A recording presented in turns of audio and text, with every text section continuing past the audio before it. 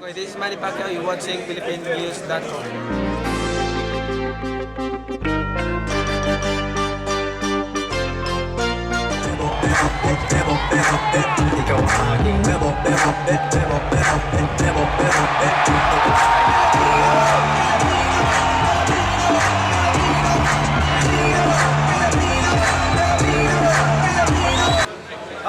Sa ngayon, 110% handa na tayo sa laban. No? So, ngayon wala tayong problema sa timbang natin.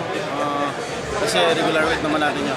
So, yung mga kababayan natin dyan ng mga Pilipino, ano na lang hinihingi namin, tulungan nyo na lang kami tulungan nyo kami ng dasal. Kasi sa kondisyon, sa mental, sa physical niya, wala tayong problema. So talaga, kondisyon tayo talaga lahat.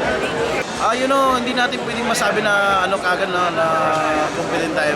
Ang importante, ability natin manalo kasi mahirap magsalita na hindi pa tapos.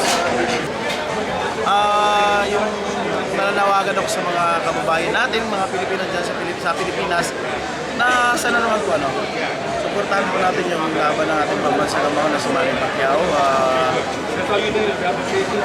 Sa ngayon po, nasa tamang kondisyon tayo pero kinakailangan mo namin at tapang na bumibigay at lakas sa ating pambansang kumahok ay hindi po yung dasal na galing po sa puso niyo po na tulungan niyo po kaming magdasal na mabigyan tayo ng magandang galaw at saka liksi ng mata para nakipaglaban dito sa isang Meksikano na si Manuel Marquez na lagi niya sinasabi na siya raw ang nanalo sa nakaraang dalawang laban. So dito sa atin naman gagawin natin ang lahat para mapatunayan kung sino talaga nanalo.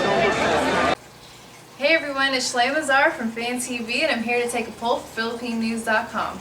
For the upcoming fight, we have Manny Pacquiao and Juan Manuel Marquez. Please click on the one that you think will win for the upcoming fight.